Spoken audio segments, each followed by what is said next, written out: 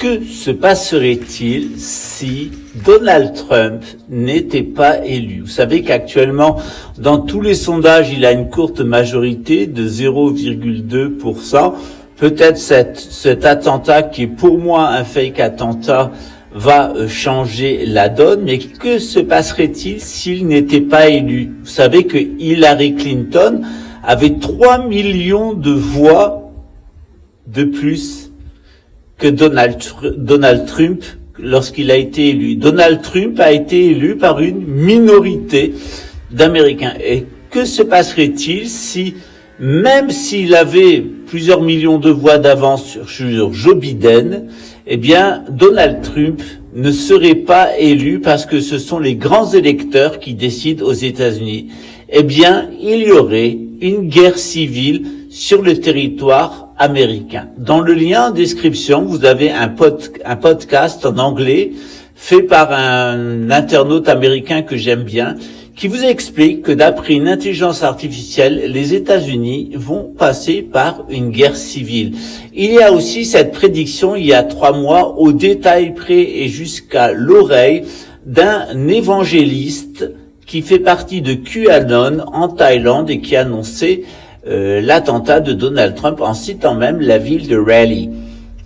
Donc, il y a quand même des choses très curieuses, notamment que l'endroit où c'était fait s'appelle Butler, en référence au coup d'État fasciste tenté par cette extrême droite américaine contre Theodore Roosevelt dans l'avant-guerre. C'était le business plot.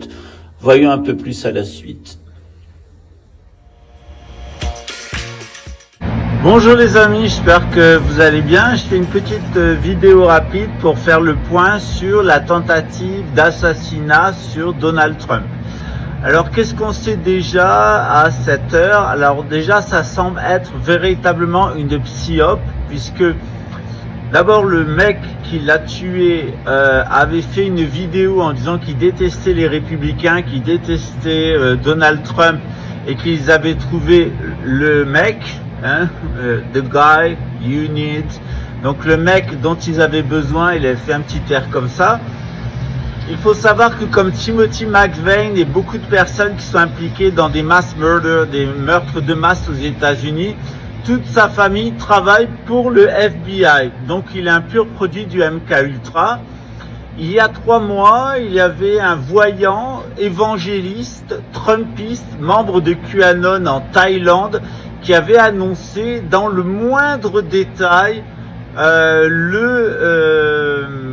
tentative d'assassinat sur Donald Trump à Butler, justement. Donc c'était assez incroyable, ou à Raleigh. Donc il avait vraiment donné le gros du scénario, y compris la blessure, etc. Alors, ou alors c'est un voyant exceptionnel, ou alors il a eu cette vision, ou on lui a donné cette vision. En tout cas, ça apparaît de plus en plus comme le psyop. Il a tiré un seul coup. On voit la balle passer à la droite, donc à la gauche de Donald Trump, et finalement il sera blessé à l'oreille droite. Il est assez visible que quand il tombe, d'ailleurs sur les vidéos, il n'est pas blessé à l'oreille, il fait comme ça. Il a pu recevoir un tir, quelque chose par le bas, ou une explosion par sa casquette. C'est des trucages, des effets spéciaux. Donc mon opinion personnelle depuis le début, c'est que c'est un fake attentat. On a eu le cas ici avec Bolsonaro au Brésil, qui s'est enfermé 20 minutes dans sa voiture. Le mec avec le couteau a été filmé. Un des gardes du corps de Bolsonaro lui a dit pas maintenant, pas maintenant, pas maintenant. On a la vidéo. Et finalement, il a donné un coup de couteau à Bolsonaro. Il n'y a même pas de sang qui est sorti. Bolsonaro a ensuite été opéré dans l'hôpital de Chabad Lubavitch à São Paulo. Donc le meilleur hôpital de São Paulo, c'est un hôpital musulman, le syrio-libanais. Et il a préféré aller se faire opérer et perdre 45 minutes pour aller se faire opérer dans l'hôpital de Chabad Lubavitch. Voilà. Son médecin est venu en jet privé, ça a coûté $100 000 aux contribuables brésiliens depuis les Caraïbes où il était en vacances. Et donc, ce qui était très curieux, c'est que on a montré plusieurs fois dans plusieurs vidéos, notamment Planton Brasil, que les cicatrices de Bolsonaro ne correspondaient pas au coup de couteau, qu'il n'avait jamais eu de colostomie, qu'en réalité il avait subi une opération avant les présidentielles et aux frais du contribuable parce qu'il n'était plus en état de continuer sa campagne électorale. Alors on est vraiment dans une manipulation d'État avec des faux attentats, avec des mecs qui sont sacrifiés. Donc il a bien tiré un seul coup. Les 4 autres coups sont les coups qui ont été tirés par le FBI pour le neutraliser sur le toit. Un rouquin, un édomite trumpiste avec une casquette qui avait l'air d'avoir été payé pour le faire, dit que il avait signalé au service secret depuis plus de 3 à 4 minutes le mec en montant sur le toit avec son arme. Il faut savoir que le mec n'avait aucune expérience du tir, qu'il était assez psychotique, comme rappelle une des personnes qui a été interviewée, mais on est en règle générale dans une manipulation d'État, une manipulation électorale. Je pense que ça va coûter très cher à Donald Trump, parce que ça commence à se déchaîner sur les réseaux sociaux contre lui en dénonçant une manipulation. Il faut savoir qu'à chaque fois que le mainstream nous dit une chose, il faut voir exactement l'inverse. Alors le mainstream nous dit tous en chœur depuis le début que c'est une tentative d'assassinat, etc. Trump était à égalité avec Joe Biden. Et donc très certainement c'est une manipulation. À mon avis, elle est un petit peu tôt.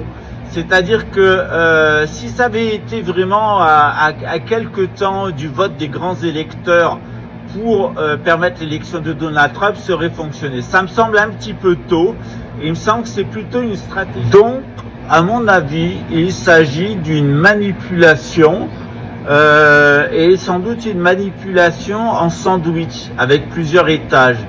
En réalité, c'est peut-être une manipulation du camp de Biden et de la gouvernance mondiale pour décrédibiliser Donald Trump, ou c'est une manipulation de Donald Trump pour se crédibiliser lui-même. En tout cas, vous avez vu comme moi en début 2024 la couverture de The Economist, la revue des agnellis, les propriétaires de Stellantis, Fiat, Peugeot, Renault, Citroën, Nissan, etc., Chevrolet, etc., et les Rothschild qui montaient un point d'interrogation sur la tête de Donald Trump. Alors, est-ce que Donald Trump, l'éléphant, est le prochain républicain, donc éléphant à la tête des États-Unis? Va-t-il cette fois-ci se faire véritablement assassiner comme l'ont annoncé les Simpsons? Eh bien, ça, l'avenir nous le dira. À très bientôt. Ciao. En tout cas, méfiez-vous du mainstream. Généralement, quand le mainstream va unanimement dans un sens, c'est qu'il est plutôt sage d'aller en sens opposé, parce que si aucune télévision ne vous en a parlé, aucun journal ne vous en a parlé, si les tribunaux poursuivent les personnes qui dénoncent les faits, eh bien c'est très certainement que c'est vrai. À très bientôt, ciao.